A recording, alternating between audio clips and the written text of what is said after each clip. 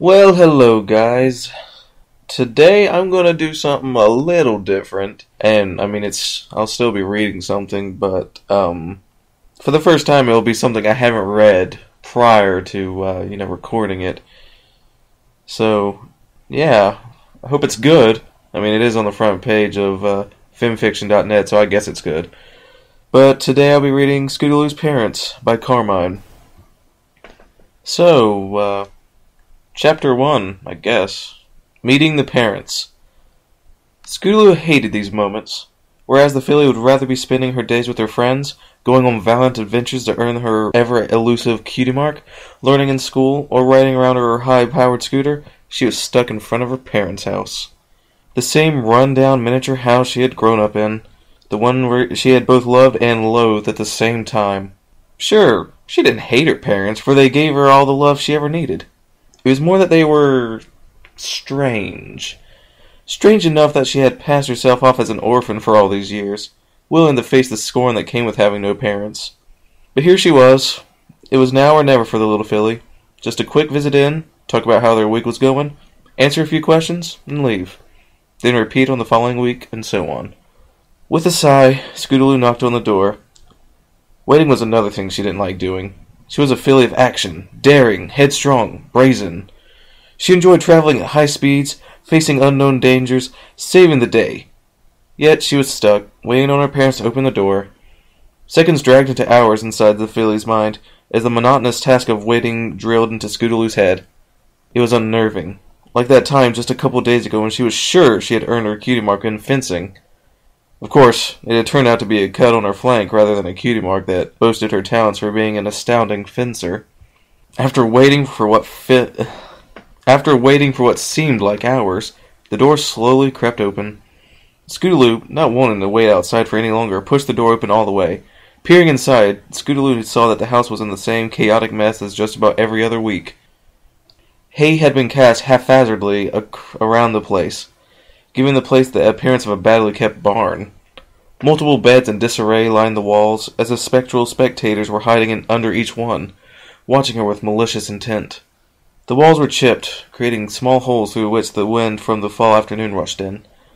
There was a slightly musty smell, as if some pony had hung up a pair of old socks inside the place, and the smell had slowly engulfed it. "Hello?"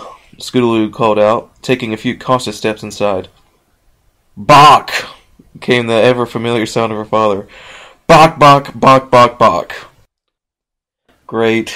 More Scootaloo chicken jokes. Well, I guess it'll probably still make me laugh, though. "Dad!" Scootaloo said, followed by a small squee. She rushed over to her father and pulled him into a tight hug. Her eyes scanned over her father, taking in every single detail. "You haven't changed a bit since I last saw you." Her father was the alpha chicken of the coop, the strongest and bravest there had ever been. While most of the chickens inside Fluttershy's chicken coop lived up in their species' name, her dad had outstared a cockatrice, beat up a dragon, and tamed a manticore. "Bok, bok, bok," her father said, his clucking having a tinge of happiness. He wrapped his feathery appendages around his daughter. They were rough, yet Scootaloo felt safe in them as if they were an all-encompassing shield that stopped everything bad from hurting her. It was a feeling she reveled in, knowing she had always been teased growing up in this coop. She was always different, but her parents insisted on being different meant that she was unique, and that she should be proud. Of course, she had lived her life in the coop as the only chicken pony unable to lay an egg, so none of the other chickens invited her to chicken prom, the chicken games, or even chicken carnival. Some chicken had gotten her an elephant plushie, though, so it was alright. "Yeah, I missed you as well," Scootaloo replied, letting go of the embrace. Now was the awkward part, conversation. While her dad was the coolest chicken of all of Equestria, he didn't see beady eye to beady eye in certain things with Scootaloo. Things like food, music, dating preferences, egg-laying, the usual chicken-pony problems were all things they disagreed on.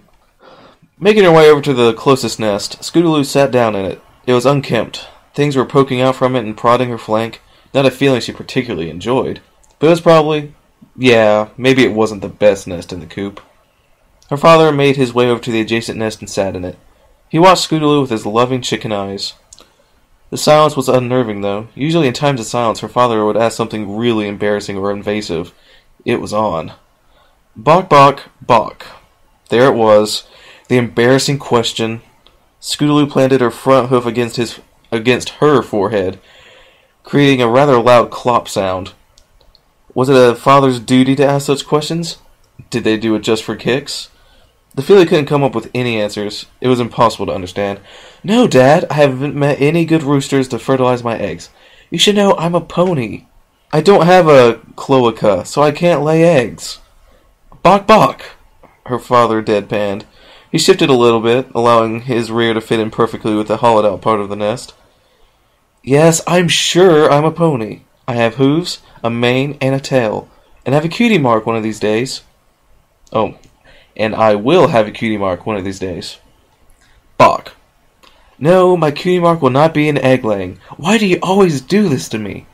Bok bok, her father replied, his tone being tender. He got up from his nest and walked over to his daughter. Scootaloo turned away from him and crossed her forelegs, blowing out a strand of purple mane that had snaked its way down in the front of her face. Yeah, I know you love me.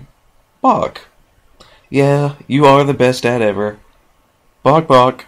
Bok bok bok. Well, of course I love you. Why wouldn't I? You're like the second coolest thing in the world. Bok? Oh, Scootaloo stuttered. Well, you see, I have this friend named Rainbow Dash, and she's the coolest thing ever. She's the fastest flyer in all of Equestria. She's done a sonic rainboom, and she's just awesome in general. If there was ever one thing Scootaloo would be certain of, it would be that Rainbow Dash was coolest. More awesome pony. I think there needs to be a "the" there. I kind of got messed up by it. So, it would be that Rainbow Dash was the coolest, most awesomest pony to ever be in Equestria or beyond.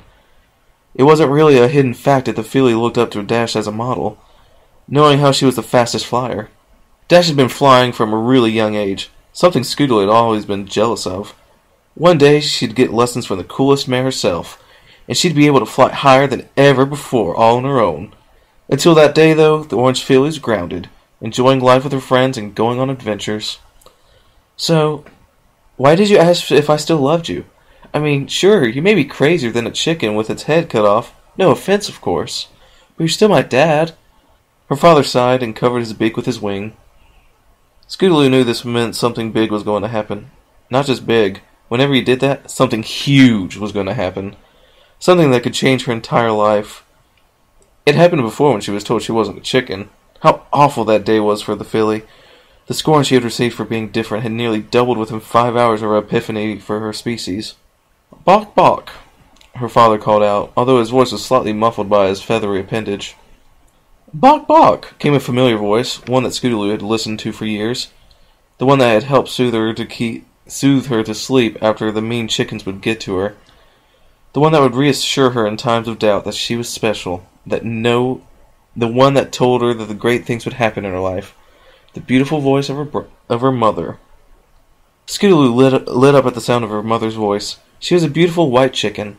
Well, beautiful in terms of being a chicken. Her body was lean, she was strong. She had a heart of gold and loved caring for other hens' chicks. Well, when Fluttershy wasn't cuddling them all. Her red eyes glistened brightly on a sunny day, as if the sun itself wanted to showcase them. Her mother walked into the coop, but it was quickly evident something was wrong. Her brow was furrowed, as if she was deep in thought. There were small wet blotches around her forehead, something Scootaloo assumed was sweat. She walked briskly over to her husband and pulled him inside. Scootaloo watched as the two chickens, her loving parents, talked in a hushed tone. Every now and then, one of them would shoot her a worried look. Scootaloo couldn't shake the feeling that something bad was going to happen. Sweat started to bead her forehead. Every thread of thought in the fabric of her mind was a negative scenario she didn't want to happen. Her parents loved her, though, right? They both looked healthy, so it couldn't be concerning them. Was it her? Did something happen to her that only her parents knew about? They wouldn't keep a secret from their own daughter, right? Bok! Bok bok! Her mother said it, her voice carrying a hint of sadness. Yes, I still love you. Is something wrong? Bok bok! Bok bok bok! Bok bok bok! Her mother said. Scootaloo was confused. Why were her parents reassuring her? The filly knew her parents loved her. Something was off, and Scootaloo needed to know what was wrong. Did you guys have something to tell me? Bok, bok bok, her father said. Yes, you've said that you knew I was going to grow into a strong pony someday many times. Bok bok, bok bok, her mother said. Her voice was weighed down by an anvil of depression. Scootaloo couldn't take this, the way her parents were avoiding telling the truth. Can you guys just say it already? A small tear escaped her father's eye. Bok, bok, bok, bok. No, Scootaloo whispered. She couldn't believe this. There was no way that was possible. Ever since she was a filly, she remembered growing up with her parents, but it would explain why she was a pony. Her entire world collapsed around her, like a deck of cards in a strong wind. Everything she had been told in her life had been a lie. Her parents, who had shared unconditional love with all these years, weren't even her real parents. I can't be adopted. Bok bok. But that meant one thing. If these chickens weren't her parents, who was? Elizabeth? Do you happen to know who my real parents are? The chicken shook her head, no. The filly hung her head dejectedly. That meant she had really been an orphan this entire time. No. A voice in her head brimming with confidence said, a voice that was completely unknown to her, but one she had instantly felt comfort in. This just means I can go out and find my parents. This means I can go on an adventure, earn my cutie mark, and find my real parents. All at once. Scootaloo? A voice called. Scootaloo turned her head to see Fluttershy standing in front of the chicken coop, watching her with a questioning gaze. Scootaloo's eyes dilated and the white of her eyes vanished. How could she explain this to Fluttershy? Would she be able to explain this to her? I can explain, Scootaloo stuttered, trying to come up with a sentence that would explain why exactly she was in a chicken coop, without giving away the fact that she was visiting her parents. Well, the parents had adopted her. Oh, don't worry, Scootaloo. Every pony loves the chickens. They're so snuggly, wuggly, and so cute, Fluttershy said in her motherly voice. Come out, Elizabeth. Come out, Cluck. It's feeding time. Both the chickens' eyes lit up at the mention of feeding time. They both waved goodbye to Scootaloo, unbeknownst to Fluttershy, and went outside, waiting for Fluttershy to toss the feed in front of the burlap sack on her back. Scootaloo stayed in the coop, watching the parents that had adopted her. She couldn't fully grasp the idea that she was adopted. Why did her parents lie to her all these years? Was it to protect her?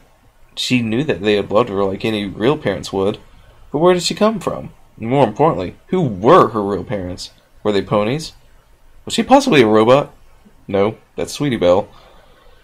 There was only one thing left for Scootaloo, and she needed to do it right away.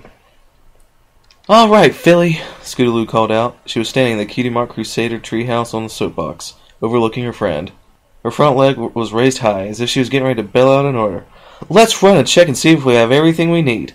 All right, Sweetie Belle replied, looking into